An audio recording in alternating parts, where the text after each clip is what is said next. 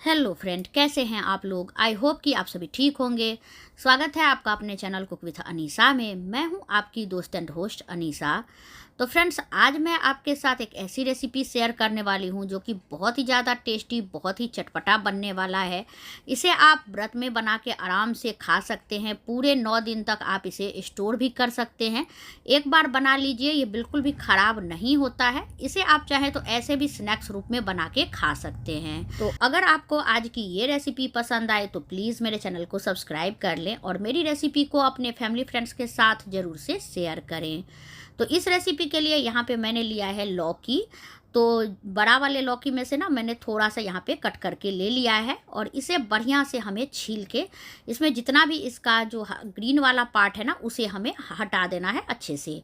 तो आप चाहें तो नाइफ से या इस तरह से पीलर से इसे छील लीजिए। और अब इसे यहाँ पे मैंने बढ़िया से धो के ले लिया है और अब इसे हमें करना है ग्रेट। तो यहाँ पे मैंने मीडियम होल वाला ग्रेटर लिया है, इसी से हमें इसको ग्रेट करना है। बहुत ज़्यादा मोटा या बहुत ज़्यादा पतले वाले से इसे ग्रेट नहीं करना है। जो लौकी हमने ली है ना वो एकदम कच्ची होनी चाहिए। लौकी जो है उसमें मोटा वाला बीज बिल्कुल भी ना हो, इस बात का आप ध्यान रखिएगा। तो जो रेसिपी है वो एकदम बढ़िया बन के तैयार होगी। तो यहाँ पे देखिए मैंने अच्छे से ग्रेट कर लिया है लौकी को और यहाँ पे मैंने ले लिया है स्टेनर। तो जितना भी हमारे पास ये लौकी के लच्छे हैं ना इसे हमें स्टेनर में निकाल के रख देना है, जिससे कि इसका जितना भी एक्स्ट्रा पानी होगा ना वो यहीं पे निकल जाए। आप किसी बोल के ऊपर या कटोरी के ऊपर इस तरह से इसे छोड़ दीजिए, जिससे कि इसमें जो पानी है वो आराम से निकल जाए। तो चलिए इसे रखते हैं साइड में। यहाँ पे मैंने ले लिया है 1 कप साबूदाना। तो जो मीडियम साइज़ का साबूदाना होता है ना वही यहाँ पे मैंने लिया है। इसी का यूज़ करिएगा जिससे कि रेसिपी एकदम परफेक्ट बनेगी। एक बार साबूदाने को मैंने धो लिया था और धो के सेम स्टेनर में मैंने इसे भी निकाल लिया है। तब तक यहाँ पे मैंने थोड़े से अदरक, मिर्ची और धनिया पत्ती कट करके रख ली है। अब यहाँ पे मैंने ले ली है मूंगफली, जिसका छिलका मैंने हटा दिया है। रोस्टेड मूंगफली है, बिना तेल बिना घी के भून के और इस तरह से इसका छिलका हटा देना है। अब यहाँ पे मैं इसे कूट रही हूँ इमाम दस्ते में। आप चाहें तो इसे जो है ग्राइंडिंग जार में भी डाल के दरदरा सा पीस सकते हैं। तो इस तरह से देखिए बहुत ही आराम से ये हो जाता है। इस तरह हमें इसको दरदरा ही रखना है, एकदम फाइन सा पाउडर इसका बिल्कुल भी नहीं बनाना है। तो आप चाहें तो छिलके के साथ भी इसे तैयार कर सकते हैं या फिर इस तरह से आराम से छिलका हटा लीजिए। तो चलिए तब तक ये देखिए हमारा जो साबूदाना है ना कितने बढ़िया से ये फूल के तैयार हो चुका है। बस एक बार अच्छे से वॉश करके हल्के हाथों से इसे रख देना है, जिससे कि इसका एक्स्ट्रा पानी भी यहाँ पे देखिए बिल्कुल भी अब नहीं निकल रहा है। पानी भी हट गया है और साबूदाना जो है वो खिला खिला सा रहता है। तो एक बड़े बोल में इस दोनों को हम ट्रांसफ़र कर लेंगे। अब यहाँ पे मैं इसमें डाल रही हूँ सेंधा नमक। तो स्वादानुसार नमक ऐड कर दिया है। इसी के साथ इसमें यहाँ पे मैं ऐड कर रही हूँ हरी मिर्च, जिसे हमने कट करके रखा था। इसी के साथ अदरक। अगर आप व्रत में अदरक नहीं खाते हैं तो आप स्किप कर सकते हैं, हमारे यहाँ खाते हैं इसलिए मैंने ऐड किया है। इसी के साथ धनिया की पत्ती, जिसे मैंने बारीक चॉप करके रखी थी, वो भी ऐड कर दी है। और अब इसमें ऐड करेंगे जो मूँगफली हमने कूट के रखी हुई थी। इसी के साथ 1 चम्मच, छोटी चम्मच मैंने ऐड कर दिया इसमें कच्चा जीरा, जिससे कि इसका टेस्ट बहुत बढ़िया आता है। और यहाँ पे 1/4 कप के बराबर मैंने इसमें डाला है कुट्टू का आटा। आप यहाँ पे सिंघाड़े का आटा ले सकते हैं, जो भी व्रत में आप खाते हैं, या राजगीरे का आटा ले सकते हैं। और इन सब चीज़ों को अच्छे से हमें मिक्स करना है। अगर आपको लगे कि थोड़ा ज़्यादा गीला है तो आप जो है 1-2 चम्मच जो है और बढ़ा सकते हैं आटे की, कुट्टू के आटा को। और इसी के साथ इसको बढ़िया से हमें मिक्स करते हुए एक डो जैसा लगाना है। तो ये देखिए एकदम परफेक्टली है। मुझे इसमें और ज़्यादा ना ही आटा डालना पड़ा था और ना ही जो है इसमें ज़्यादा ये जो है रूखा बना था। बिल्कुल परफेक्ट क्वांटिटी है। इस तरह से देखिए जैसे जैसे आप इसे मिक्स करेंगे ना, लौकी भी अपना पानी छोड़ता है, हमने नमक ऐड किया है इस वजह से। तो ये एकदम बढ़िया से डो फॉर्म में आ जाता है। तो इसको बढ़िया से मिक्स करना बहुत ज़रूरी है, जिससे कि हर चीज़ आपस में मिक्स भी हो और हल्का सा ये सॉफ्ट भी हो जाएगा।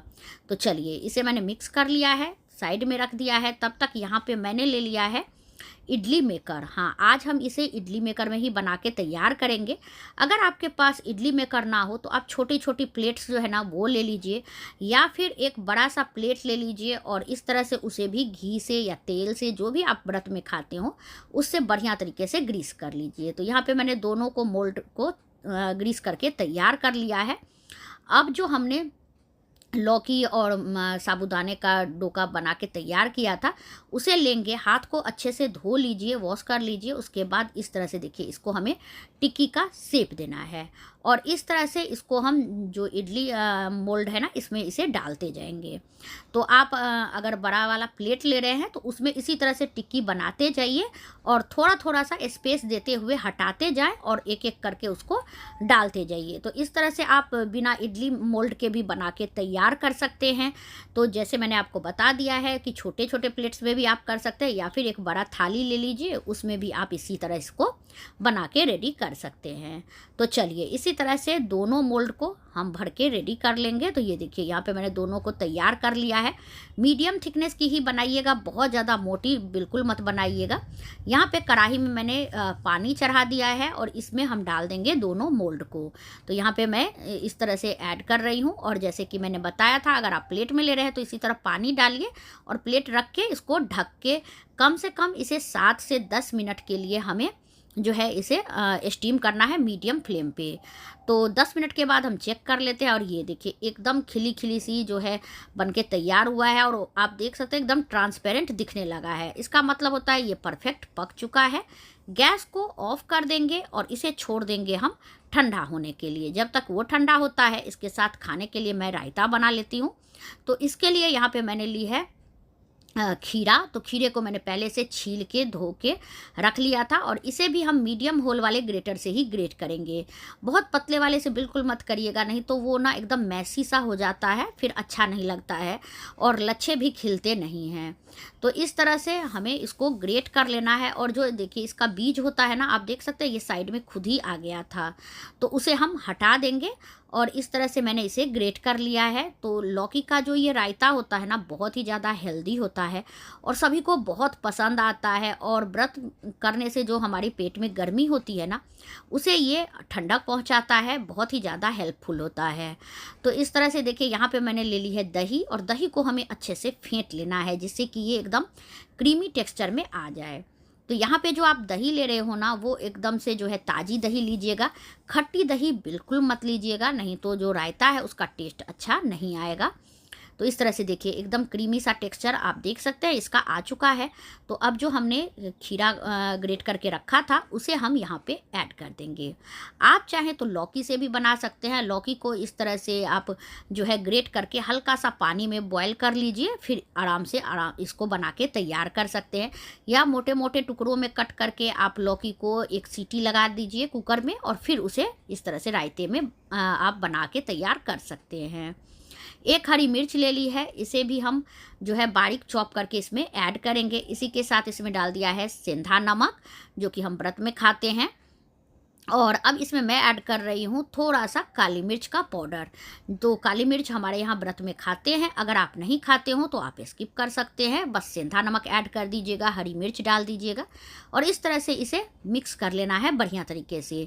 और अब इसमें हमें ऐड करना है भुना हुआ जीरा पाउडर। तो बस 2 चुटकी के बराबर ही मैंने ऐड किया है। जो भुना हुआ जीरा पाउडर होता है ना, ये बहुत ही ज़्यादा हेल्दी भी होता है और टेस्ट को भी इन्हेंस करता है।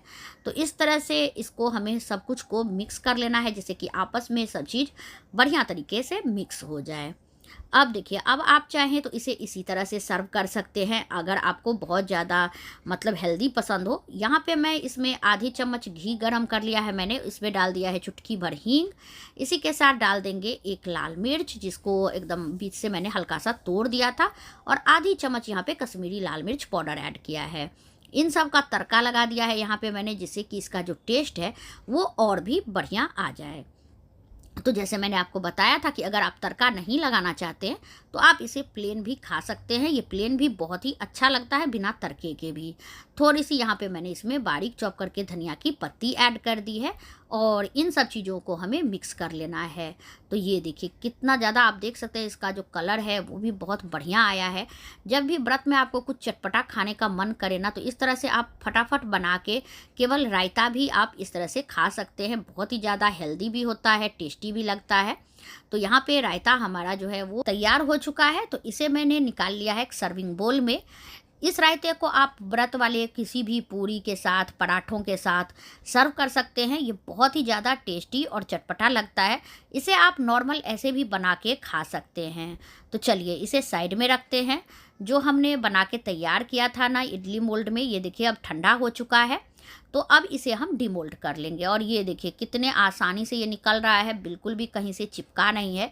बस आपको एक बात का ध्यान रखना है कि आपको जब ये हल्का सा ठंडा हो जाए तभी इसे निकालना है। अगर आप एकदम गर्म में निकालेंगे ना, तो ये बिल्कुल भी निकलेगा नहीं, नीचे से चिपका हुआ रह जाएगा। तो इस बात का आपको ध्यान रखना है और आराम से इसे जैसे ही हल्का सा ठंडा हो जाए, बहुत ज़्यादा ठंडा भी नहीं करना है, बस हल्का सा ठंडा करेंगे। और इस तरह से यहाँ पे देखिए मैंने सभी को निकाल लिया है। अब इस स्टेज पे आप चाहें तो इसे किसी एयर टाइट डब्बे में, फ्रीजर में आराम से स्टोर करके रख सकते हैं।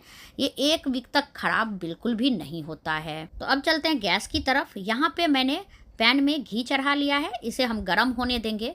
आप जो भी तेल या घी खाते हो वो आप ले सकते हैं व्रत में।